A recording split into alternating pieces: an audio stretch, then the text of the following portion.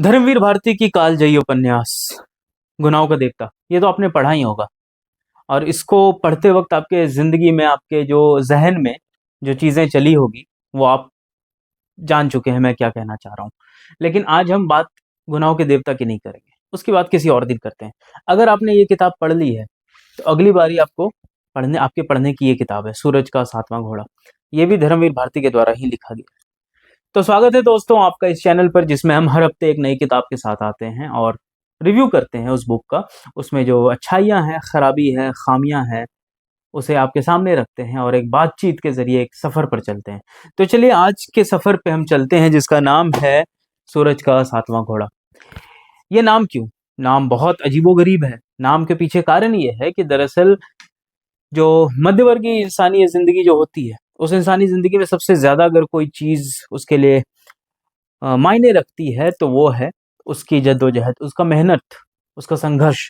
और इसी संघर्ष में वह खुद को एक दिन इतना लाचार पाता है कि उसके कदम उठते नहीं हैं। तो अब उसे आगे ले जाने के लिए अगर कोई चीज फिर से प्रेरित करती है तो वो सातवां घोड़ा है। जो भले छह के छह जो पुराने घोड़े थे वो बिखर चुके हैं, टूट चुके हैं, जिंदगी की कठिनाइयों से दब चुके हैं। तो सातवां घोड़ा वो उम्मीद है जो उसे फिर से आगे बढ़ने के लिए प्रेरित करता है।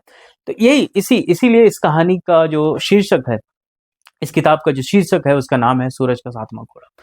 इसको जब आप पढ़ेंगे तो आप भले गुनाहों के देवता के तरह जद्दोजहद में ना जाएं, भले आपके अंदर एक सराबोर ना हो जाए आप इमोशन से, या वैसा तलातुम ना उठे आपके भीतर जैसा उस किताब को पढ़ने में हुआ, लेकिन आप जिंदगी को एक अलग दृष्टि से, अलग नजरिए से फिर देख सकते हैं। इसमें दरअसल कहानी होती है एक इंसान की जिनका नाम है मलिक मुल्ला। मलिक मुल्ला मुल्ला उनका उपनाम नहीं है, वो चूंकि काश्मीरी थे तो उनका वो सामाजिक नाम है। तो मलिक मुल्ला जो होता है वो अपने दोस्तों के साथ बैठते हैं और यूं ही कहानियों के रूप में तीन स्त्रियों की जिंदगी के बारे में बताते हैं उन अपने दोस्तों को। और ये तीन स्त्रियां होती है जमुना, सती और लीला। अब ये तीनों स्त्रियां मणिक मुल्ला की जिंदगी में किसी न किसी तरीके से आती हैं, जिसको मणिक मुल्ला एक कहानी के फॉर्म में, कहानी के तरह लोगों को बताता चला जाता है। और अंत में हर कहानी के बाद वो एक निष्कर्ष निकाल के देता है।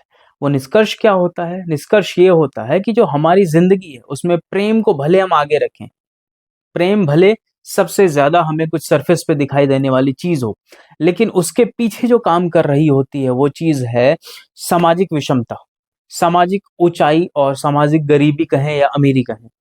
मतलब जो मार्क्सवादी जो सिद्धांत है, जिसमें कहा जाता है कि आपका और कुछ नहीं बल्कि जो सामाजिक स्तर है, जिसमें आप कह सकते हैं धन दौलत और आपकी जो सामाजिक स्टेटस है वो मायने रखती है आपके हर चीज में।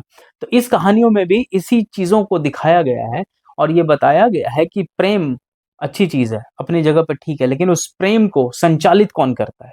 उस प्रेम के संचालन के लिए जो सबसे मूल तत्व है, वो तत्व दिखाया गया है असमानता।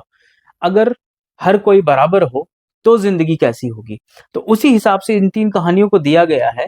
और उसमें तीनों जो औरतें हैं उसकी जिंदगी को ऐसा दिखाने की कोशिश की गई है इस किताब के जरिए कि आप समझें कि कोई है और वो अपनी जिंदगी जिस हिसाब से जीना चाह रही है, मगर वो वैसा जी नहीं सक रही है, जी नहीं पा रही है। कारण कारण बस वही है कि उसकी जिंदगी जो है, जिन आर्थिक परिस्थितियों से गुजरी, अगर वो आर्थिक परिस्थितियां सही होती तो वो जैसा सोच रही थी वैसा होता। मगर चूंकि उसकी जिंदगी, उन तीनों औरतों की जिंदगी आर्थिक रूप से संपन्न नहीं थी, या सामाजिक बंधनों से इतनी जकड़ी हुई थी कि उन्होंने, उन तीनों औरतों ने अपने मन की नहीं कर पाई वो। और इसी वजह से कहानी का जो अंजाम है वो किसी और दिशा में चला गया। तो ये तीनों कहानियां एक साथ चलती हैं, धीरे धीरे धीरे ऐसा लगेगा कि आप ट्रेन के एक सफर पर बैठे हुए हैं। गाड़ी धीरे धीरे धीरे अपनी मंजिल की ओर जा रही है और जाने के बाद आप अपनी मंजिल पर जब आप पहुंचेंगे तो आप एक निष्कर्ष निकाल सकते हैं कि जिंदगी वो नहीं होती है जो आप और हम सोचते हैं। हर एक की जिंदगी अलग है और हर जिंदगी में सबसे बड़ी चीज सामाजिक बंधन है। समाज जो हमें हर वक्त रोकने की कोशिश करता है, टोकता है कि क्या सही है क्या गलत है, नैतिकता। इन सब चीज़ों का ये मिश्रण है इस किताब में। और इसको पढ़ने के बाद आपको बिल्कुल एक समाज जो है, जो दुनिया आप देखते हैं सुबह-शाम, वो आपको एक अलग नज़रिए से देखने को प्रेरित करती है ये किताब। तो ये कृति अभी के लिए बिल्कुल उतनी ही ज़्यादा महत्वपूर्ण है, जितनी कि आप आम समाज को, आम लोगों की ज़िंदगी को देखते हैं। तो ख़ैर आज के लिए इतना ही, हम इसी किताब की बात कर रहे थे, आप इसे खरीदें। भारतीय ज्ञानपीठ के द्वारा ये किताब निकाली गई है, बहुत ही पतली है। आप इसे चाहें तो एक सिटिंग में पढ़ सकते हैं, 80 पेज की तकरीबन किताब है और इस किताब को पढ़ें। कुछ पूछना हो, कुछ कमेंट हो तो हमें ज़रूर बताएँ और आप किन किताबों पर रिव्यू चाहते हैं, ये भी हमें ज़रूर लिख कर दें ताकि हमारा संवाद ऐसे ही यूँ ही निरंतर बना रहे। तो अपना ध्यान रखें, हमारे चैनल को सब्सक्राइब करें, अच्छा लगे तो लाइक करें और लोगों तक भी शेयर करें। हम फिर किसी और कृति के साथ, किसी और किताब के रिव्यू के साथ मिलेंगे। तब तक के लिए अपना ध्यान रखें।